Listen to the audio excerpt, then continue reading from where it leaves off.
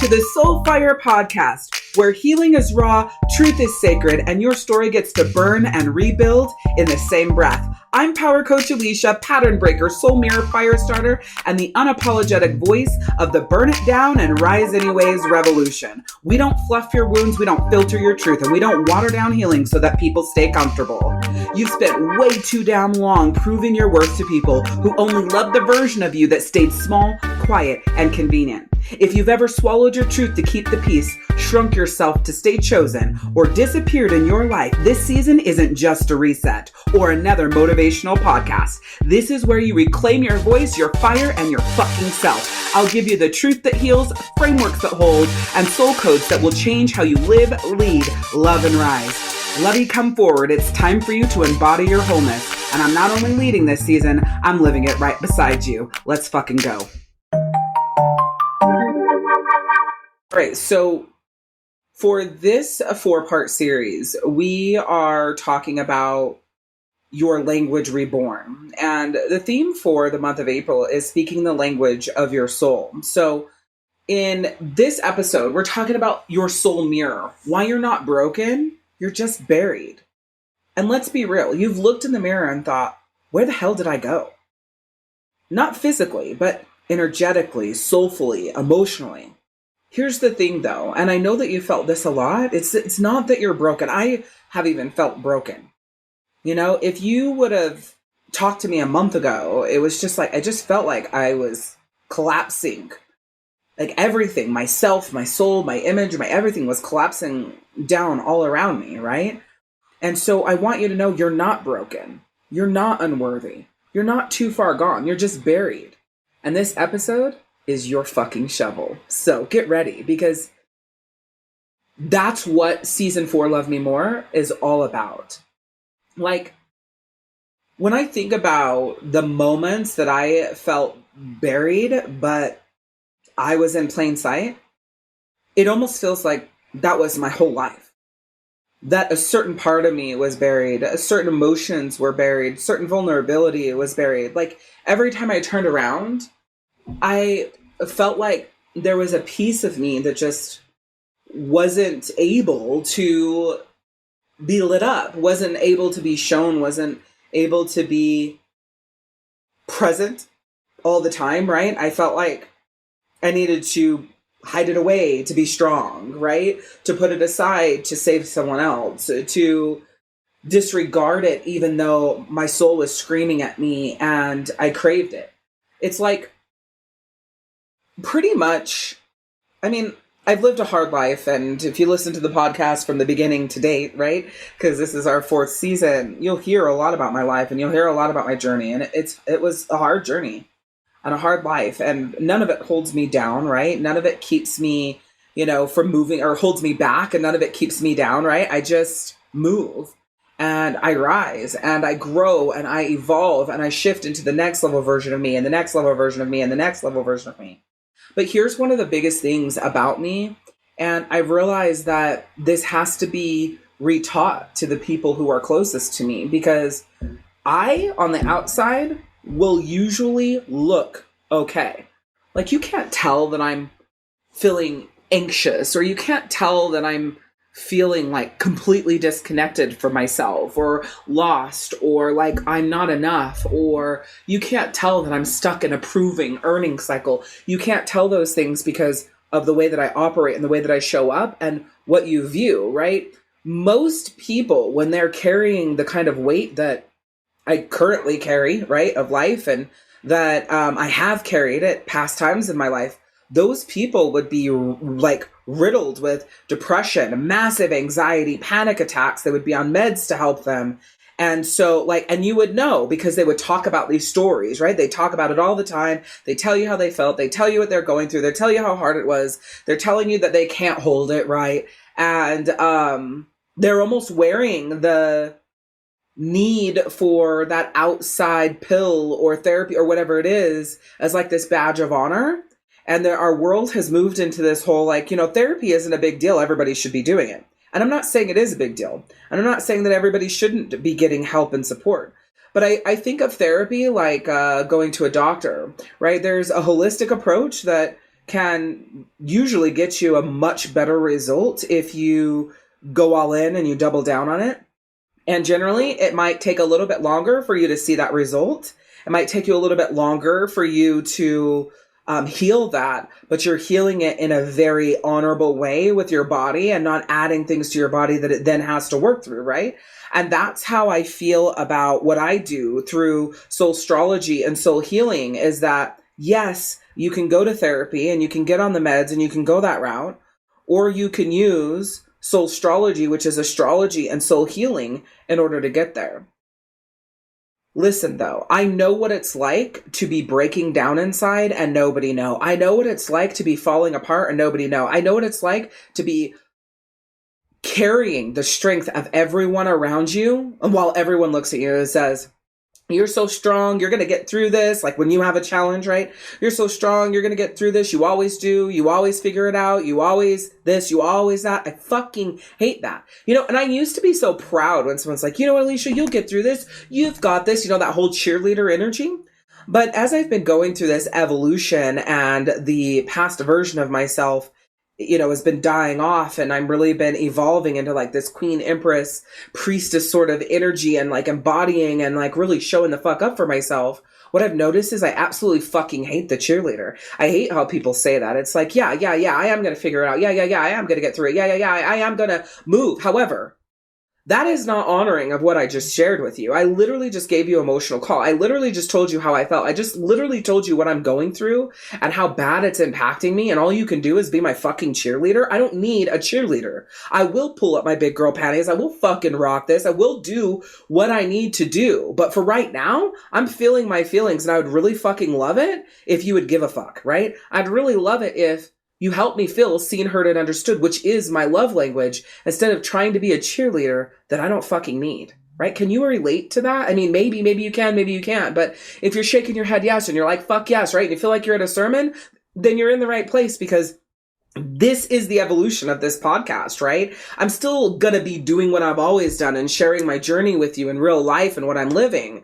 But it's coming from this completely different place. It's coming from this queen energy. It's coming from this solar flare that I was telling you about in the opening episode, right? Rise times 3 and the G-force is coming from that energy, because these are all things that I have been building as my soul web over the last few months. And it's been crazy. And I want to say few months, but I swear to God, it's been a few years. I can really pinpoint the beginning of this journey that I was on. And I really thought December 22nd, 2023 was my big moment. But I think that was the moment where I learned to love myself. It wasn't the moment that I learned how to put the love that I have of myself first, without saving people and killing my soul in order to fix and save them, right? So I did learn to love myself. I stopped beating myself up. I stopped looking at my fat in the mirror. I stopped picking myself apart. I stopped putting myself down. I stopped treating myself in ways that wasn't honoring and valuing of the badass fucking woman that I am. However, it's nothing like the energy that I embody today. So one of the things that I always say is, soul healing is always like layers of an onion, right? You're peeling back and getting stronger and rising and more powerful and shifting into the next level version of you over and over and over and over and over again. And hopefully, as you're going through this evolution and you're transforming and you're shifting, you're becoming more connected to the universe and the divine and your guides and the deities that are actually leading you and doing their best to guide you in life. Like, my intention is to help you really connect to your intuition and see synchronistic events and things that are going on, and also looking at the symbology of the things that come up through dreams or random things that pop in your head or songs that get stuck in your head. All these different things. I want to show you that these are messages and you being led, and you're just not paying attention because you're so used to nose to the grind and just fucking surviving through life, regardless of what weight is being piled upon you, regardless of the fact that you're metaphorical back and knees and everything is collapsing. Literally, your soul is collapsing from all of this weight. I want to show you how you can release yourself and free yourself from that weight one step at a time. Now, remember, I said not too long ago that I'm carrying even a ton of weight now, right? Because I'm still working on releasing that weight and shifting it into a different light. And if it's not something that I want to hold, going to the person, people, or doing some sort of ritual around the circumstance and going like, this isn't for me. I'm not holding this anymore. I'm working on when I feel like, fuck that. I don't want to do that. That doesn't feel good. I know that I would rather be fill in the blank. I'm really working on speaking that, right? And saying like, hey, I'm not going to do this because I don't want to. So here's an example of this. And then we will continue on to the power I have for you today. But here's a great example of this is I am moving from my second house back to my original house, which I now call my sacred home because I'm really building this entire house out to have really powerful energy. I used to have a sacred space. And then it moved into a sacred room. And then I incorporated my sacred bathroom. And I'm still working on my sacred room and my sacred bathroom and rearranging my sacred space and like really calling in this like fucking fire queen energy and all of these things. And now I'm infiltrating it through the home. I have like 14 plants now. Well, actually I have 4 now and 10 are on their way. And I've named them all and they're all so cool. The plants that I chose are the perfect plants to guide me on this journey and help me and like lead me. And I've kept plants alive for 3 months now, so I know I could do this. But let me kind of fix my 2 partners so I can make this a little bit easier because I don't like doing husband and boyfriend and partner. Partner confuses you. So I have my soulmate, which is Daniel, and I've known him since I was 13 years old in this life. He was 14 years old, and that's who is the father of my 2 beautiful children that I love so much and that I've talked about a lot on the podcast. And then there's my divine partner, and that's G. Okay, so you've got my soulmate, which is Daniel, and my divine partner, who's G. So I'll say soulmate and divine partner to kind of differentiate them. So my divine partner, G, and I are moving into the sacred home, and like, there's a lot to get ready in the sacred home. We still got to pack everything up from the cottage and get all of that set. But I left the cottage about 2 weeks ago, and G and I were definitely in a disruption/eruption. If you don't know what that is, you should go listen to that in the podcast. You should be able to search it and it pop up. It's the 4 stages of disagreements, I think it is. Something along those lines. Yeah, 4 stages of disagreements. I'm sure you'll be able to find it. So we're in an eruption, but I was in a very calm state. And this is like really when I began to like really start embodying this queen energy, really starting to choose myself and like learn what that meant. So when I left, I packed my most important things so that if G and I didn't make it, that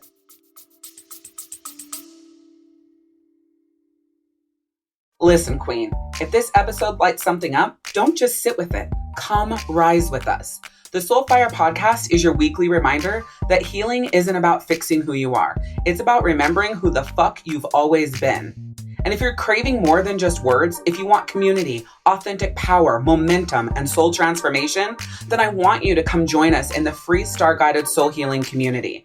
This isn't another group. It's a vortex of women who are done pretending, who are reclaiming their power, their voice, and their divine assignment, and who know they were never meant to do this alone. Inside, we speak truth. We rise with soul-coded frameworks like Rise x3 and AUA, plus your own soul-coded values. We break patterns, we burn illusions, and we build empires because we rise. So come be witnessed, come be held, come be at home. Check out the link in the show notes. And please remember to subscribe, share, and send this podcast to a queen who's ready to rise. Now, back to the fire.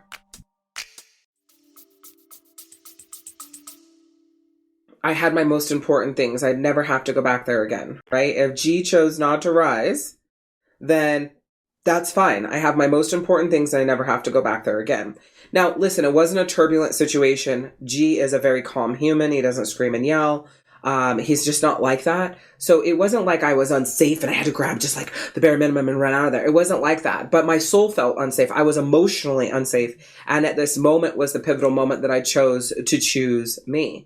And that was one of the things that I kept saying as I was like slowly walking through and just like thinking about what I wanted to take and packing things up. It was like, I choose me. And he would say some stuff. It's like, I choose me. And then he'd say some other shit. And I'm like, I choose me. And remember all these things he's saying. He's not being mean. He's not being degrading. He's not being aggressive. He's doing his best to get me to stay. But this was like the third point in the day where we did our best to talk, and then I needed to create a rest. And then I went and did journaling and did a reset, and then went back and did our best to talk. Then it wouldn't go well, right? I wasn't feeling seen, heard, and understood. Rise times 3 didn't even exist. AUA, he refused to do. He wouldn't rise into that. G-force wasn't a thing. And so, I mean, the 9 commandments of G-force were a thing, but the way that I explain G-force, which maybe one day that'll be here on the podcast, or I'll just do like a random clip on YouTube or TikTok or something. But at the time, it was like he wasn't ready to embody any of those things. And so it felt like so much work to have this conversation, and I had to carry it all. And I was tired, and I was working in this moment in my journaling on reclaiming my power. And remember, I just said, like, did you hear that? I said I had to carry it all. Let me rephrase. I chose to carry it all. This is all my choice. Like, nobody made me do this. I chose to let these things pile on and take them on and take them on. And the shitty communication and like not rising to better communication, not following the 9 commandments of G-force. And like, I chose to allow that kind of behavior. So normally, if G and I were in an eruption, I would literally just pack like my necessities, my computer, the charger, that sort of shit. And I would be like pissed off and like bitching him out. Again, he would still be his calm self, right? But pissed off, bitching him out, all the things, like fucking storming out of there and driving away. Like it would be a very like turbulent, aggressive sort of energy. But this day, it wasn't. It was just like, this is what I'm doing because you've dishonored me for the last time. And I'm not going to be in this space that isn't my energetic field that I have created to protect my heart and soul and where I recharge and recalibrate. I'm not going to stay here because that space is about 40 minutes away from where I'm at right now, and I need to be there. And that was the kind of energy that I was moving in. I was very calm, and I wasn't like aggressive, and just kept telling him like, you know what? I hear you. I choose me. I hear you. I choose me. I hear you. I choose me. So fast forward to today's conversation, and we're starting to pack up, and there's been a lot that's happened in the relationship with G over the last couple of weeks since that happened. And that'll unfold over time here on the podcast. And we've worked through a lot, we've built through a lot, and he has decided to rise. And that's a very powerful way that I'm verbalizing it, because that's really important. Normally when I've said, like, finally got him to rise. He has decided to rise. Hear me when I say this. I didn't finally get him to rise.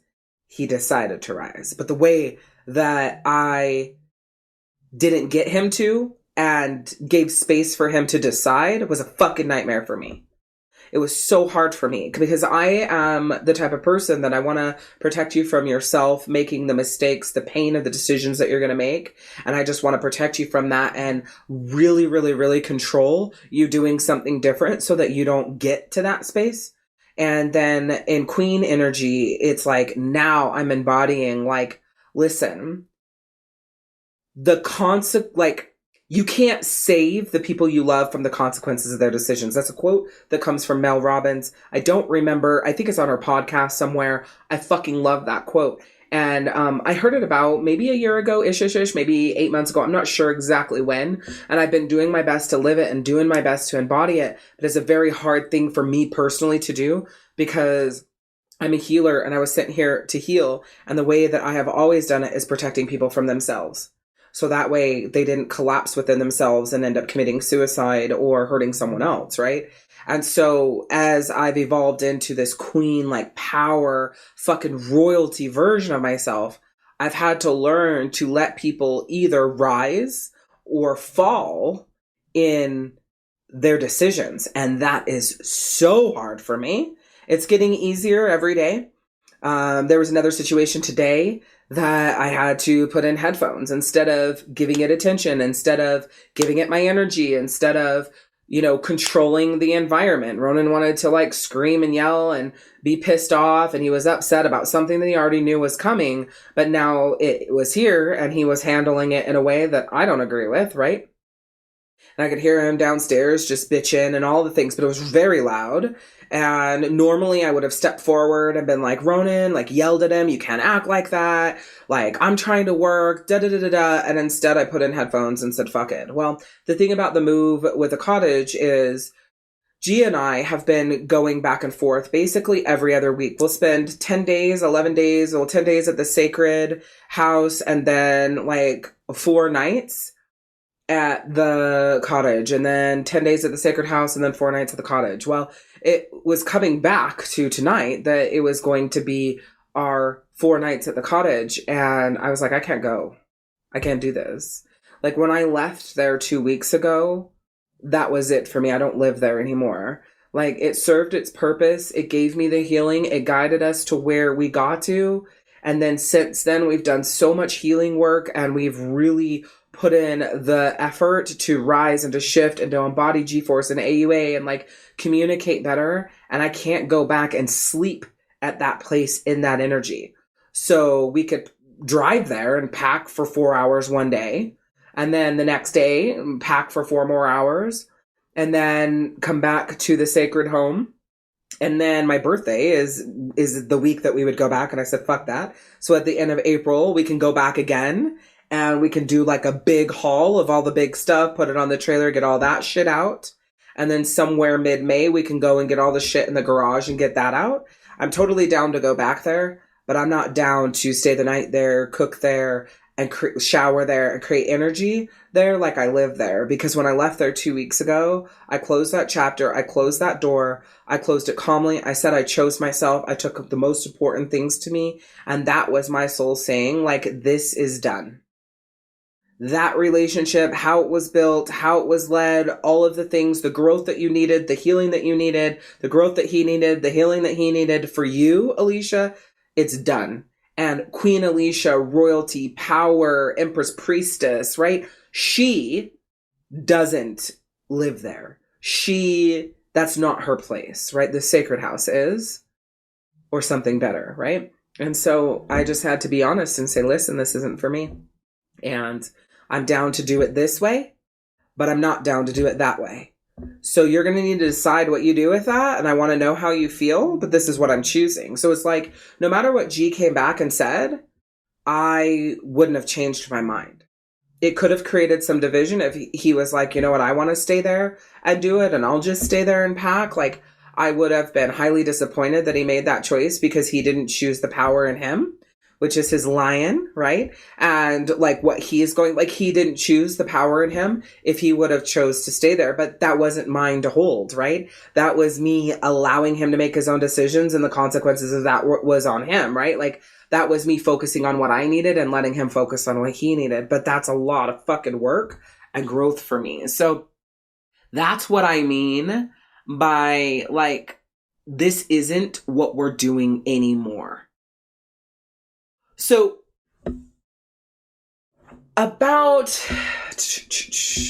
timeline's so fucked up for me. I still want to say 2 weeks ago, but I really don't fucking know when it was. But roughly 2 weeks ago, Ronan and I were having a conversation in my sacred room. Door was open, have my good, like Sanskrit, good playlist, music going on, my LED lights, like, I'm burning sage, just doing the things that I do every day that really like help me feel like me and connect to me. And him and I are chatting about work, and we're chatting about this, we're chatting about that. Like he does work for the landscape company. He does a lot with my videos and the reels and stories and TikToks and YouTubes and all that kind of shit. He's the one that will be like cutting and editing the podcast, which by the way, do you love the fucking intro? I hope you do. Do you love the fucking outro? Did you hear the difference? Did you hear the outro? Did you hear the invite to the star guided soul healing community? I mean, that fucking episode was bomb. I mean, all the episodes are bomb, but like, I literally created something so badass. Like, I couldn't even keep the music that it was because my new intro didn't match the music. It's so cool. Anyways. So Ron and I are talking, doors open, there's like this big loud crash sound. And it was nuts, okay? And it was like he went out there to figure out what it was, and I stayed in my sacred room. I was doing some like really deep journaling and like self work, and I was just doing it to it. And he comes back in and he's like, I can't find what fell. And I was like, what? He's like, I can't find what fell. And I was like, okay. Meanwhile, my soulmate Daniel, he's out there running brown, trying to find it. Neither of them can find what fell. I literally walk. I'm looking in the living room because once I leave my sacred room, I'm in the living room there. Go to the dining room. Don't see anything. I scan it all really fast. Turn. I'm not even far enough to really see the whole kitchen, and I can see what's fallen. They're up above the cabinets. There's like a candle holder that's like on the wall that we switch out. Change for like decor and season, and then the word eat is up on the wall, like the 3 letters EAT, and they're gigantic. And again, these are just up above the cupboard. And then the smoke detector had broken and fallen out of the ceiling. So listen to this. Smoke detector broke. It fell out of the ceiling. The candle holder fucking broke. The A and the T that fell, the E didn't fall, but the A and the T that fell, they didn't break. But listen, there was no earthquake, there was no rumbling, there was no pounding, there was no jumping, there wasn't big trucks driving outside, there was fucking nothing. It was just like a big crash. The fucking candle holder was broke, the smoke detector had broken out of the ceiling. It was nuts. It's just like the nutsiest thing that you could think of, and it literally happened. And so it's like analyzing it, right? And figuring out like, what the fuck? And it wasn't just a thing falling, it was a symbol. And it was an initiation, because for me right now and where I'm at and where I'll always be in the future is to find out the things that are coming into my psyche, the things that are coming up, right? The things that are happening, the songs in my head, the images that I remember from my dreams, all the things. I'm looking for the message. I'm looking at, listening for, feeling into, and paying attention to what is it telling me. See, the structure that once held my fire, it had collapsed in my real life, in my real embodiment, in my real relationships, because I no longer needed anything to contain my flame. And so that falling of the smoke detector and all of the things, it marked the moment that I chose to rise, and not in performance, but in presence. It was the moment that I decided to choose me, right? And when the A and the T in the smoke detector fell, I didn't even fucking think anything of it at the beginning. But I have been focused on, what is this message? What are you trying to tell me? What is this information, right? Because at the same time, the structures in my life, like my relationships, my old roles, my survival scripts, all these things were collapsing. Daniel and I were doing well at the time, right? We were doing well at the time. We're doing well now, but we were doing well at the time. But that was being restructured and collapsing and rebuilt. G and I were not doing well. That was absolutely collapsing. And I didn't know if it was actually going to be restructured. It was just collapsing. The way I was showing up, handling things and speaking, acting for myself with other people, all those old roles were disappearing. And like everything was changing at the time that all fell. So it was very, very, very symbolic. And that was really cool. And throughout the last couple of weeks, and again, I can't tell you exactly when it was in that time because I don't remember, but I stopped waiting for someone to tell me that I was sacred. And I started acting like I already fucking was.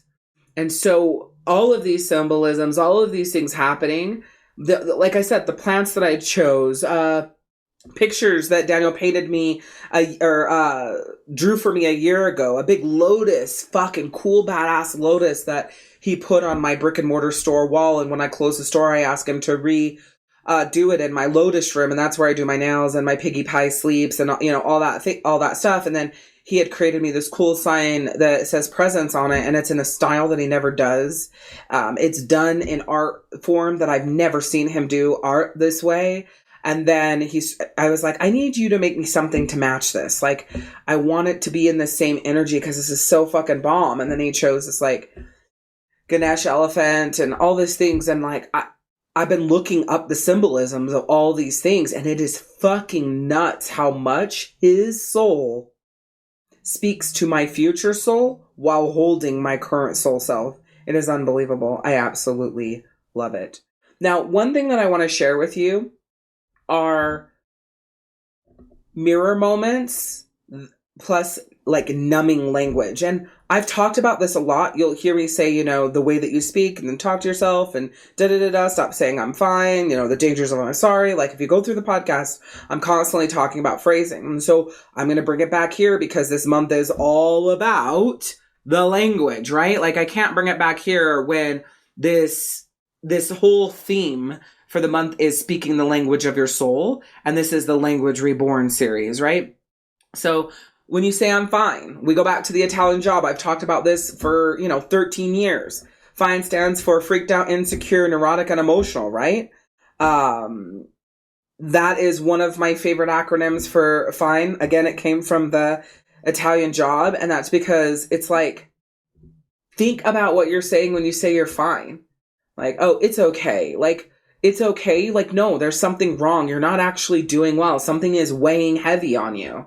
I got it. No, you don't. But you're doing it because you feel like nobody else will be. Don't worry about me. Please worry about me because I'm struggling within myself, but I don't want to be a burden to you, right? And so like when you start thinking about these things and the way that you speak, it is so fucking important. The word but erases everything you said before it. And I'm having to really replace but in my sentences because now I'm back to the habit, like 2012 to like 2020. I was so fucking good at it and I placed it exactly where I wanted it because there are strategic reasons to put but in a sentence. It is not a conjunction, right? So keep that in mind.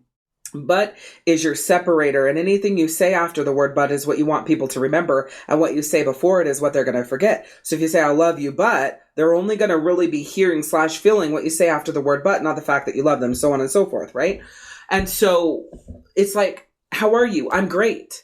Actually, when you're asking someone else, how is your heart? Instead of how are you? How is your heart? How does your soul feel? At first, people are going to look at you like you're fucking nuts, right? Like, what do you mean, how does my soul feel? But here's the deal. We are so like computer, like everything is the same over and over and over. Like we are not fucking paying attention to what it is that really connects us and really promotes communication and giving fucks about the people around us. And so this is huge. You're not fine. You're not okay. You don't have it. And you do want people to care. It's that you haven't realized your worth. Right? You haven't realized your power. You haven't realized that as important as everyone else is to you, you deserve to be to them. And if you're not, there's a fucking misalignment and a huge fucking problem here. You've learned to accept it. You've learned to live through it. You've learned to like grind regardless. You've learned to shove it under the rug or wherever the fuck. So for you think you've got it. Except for at some point in the future, the shit you shoved under the rug or buried inside of you, it all comes back. And then it's a fucking nightmare to work through. And if it doesn't bring you to your knees in a cancer, emotional breakdown where you end up in some sort of mental institution on antidepressants, anti-anxiety meds, right? Then the only other thing it's going to do for you is help you move, right? And when I say move, help you grow and heal and evolve. But you got to decide what you're going to do with it because avoidant equals breakdown and destruction. Facing it head on is more powerful. However, being in full power of yourself and love for yourself and honor of yourself and making these decisions and taking these actions to build that muscle for you and choosing you is at the highest of level. That's the highest of honor to give to yourself. And it's going to be clunky at first. It's going to be uncomfortable at first. You're not going to want to do it at first. You're going to want to retreat and revert back to what it is that you were doing. But when you do that, and when you're thinking about that, you will know that if you revert back to that, you're renewing that version of you and you're renewing the pain, the heaviness, the weight, right? So it's about telling the fucking truth and quit using language that buries you. They ask you how you're doing. It's like, do you really want to know how I'm doing, or is it just nicety that you're asking me? It's going to take someone back. No, I really want to know. Okay, then let's say you share. And let's say when you share, maybe it's something they did or didn't do. Now they're getting defensive. And you're like, I thought you wanted to know how I felt. It sounds like you actually are more focused on defending yourself instead of acknowledging and validating my feelings and where I'm coming from. And the hurt that I feel. And you might not know how to do this right now, but just keep listening to the podcast, listen to past episodes. I teach you how to do this kind of stuff all the time. It's what I'm here for. It's what we do, right? So speaking the language of your soul means burning the survival scripts. Okay? Burning the survival scripts, burning the things that you always say, burning the way that you operate, burning the way your default modes, burning avoidance, burning protection, burning the what I call open loops or lip service that just comes up because you don't really want to show the fuck up in presence. You would just rather perform to make it through the day. Okay? It's time for you to let go of the version of you who holds everything and still feels like nothing. And it's time in this moment right now for you to choose to rise, to be present, because I had to choose my flow. I had to choose my flow, and I had to choose anchoring for me instead of fight, right? Instead of battle, instead of, protection. I had to choose as well. And if you don't, then you're not going to make it. And when I say you're not going to make it, I don't mean like, oh my God, you're literally physically not going to live here. Then be like alive. What I mean is you're not going to make it in this life at any level that is worth anything. You're going to make it in this life as a washed up, edited, boxed in version of you. And if you need some fucking power, I highly recommend you go back to the 0 episode, the launch episode, the queen only energy, let's fucking go episode. Because that's what this is about. Not excuses, not staying small, not editing yourself, not fitting in a box, not being less because someone can't handle that you're more. It's standing in the power for them to go find less and being okay with grieving the loss of someone who wanted you to be someone you aren't and smaller than you are because they couldn't handle you in your motherfucking wholeness. That's what it's about. Okay? Now, when I'm in my mirror moments, and they're rough and they're hard, what I don't do is I don't bypass. I flare. That's why I have my acronym. So I flow. I let my emotions move and my actions move. I flow in emotion and I flow in action. And I choose to do it alone so that I can be with myself. I can help myself. I can center myself. I can strengthen myself and then go back to the people, the circumstance, the conversation, whatever it is, and finish. Love, giving myself the truth and not performing. What's going on right now? What do I need right now? How is this impacting me right now? And I'm anchoring, I'm breathing, I'm rooting, I'm returning.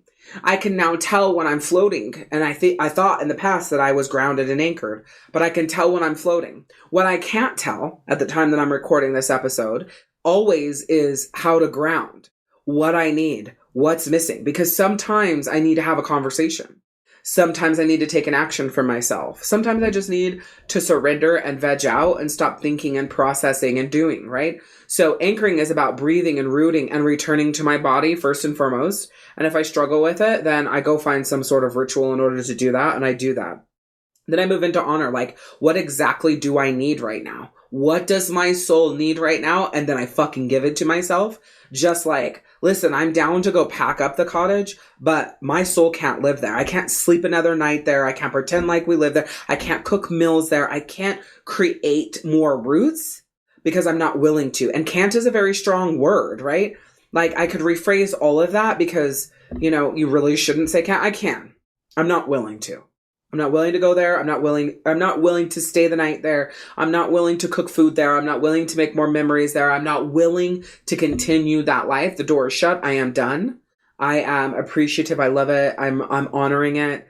And I'm grateful for all the lessons that I've learned and I'm releasing it. Right. And so with that, I chose to hold steadfast to what I actually need right now when it comes to moving out of the cottage is to not spend time there like we live there or like I live there, and instead spend time there like I'm saying goodbye and honoring it, right? And then my rise times 3. Is this moment calling for self? Like, do I need to reflect on the portion of rise that's for self? Do I need to focus on the portion of rise that's us? Or am I not aligning with it today? And that's why it's kicking me off. So do I need to focus on the daily alignment, right? And so these things are not cute journaling prompts. They are reprogramming, right? They are the work you're doing to reprogram. So you need to find and build. I'm going to say this again. I know I said this in, the launch episode of the season. It's about building an acronym that really connects with you and honors you to help you on your journey. If you steal mine, it won't work. I need to say that again. Mine was built from soul. Mine was built from destruction. Mine was built from the need of what my soul was calling me forth and asking me for. Like, mine was literally built from being in the ashes. So keep that in mind. And it was built perfectly for what I needed. I thought about what exactly I needed. And I just started, typing out the words, because I type for journaling instead of writing because it kills my hands with my... Yeah, anyways. So I typed it out and boom, they were my words, and there's no more, there's no less.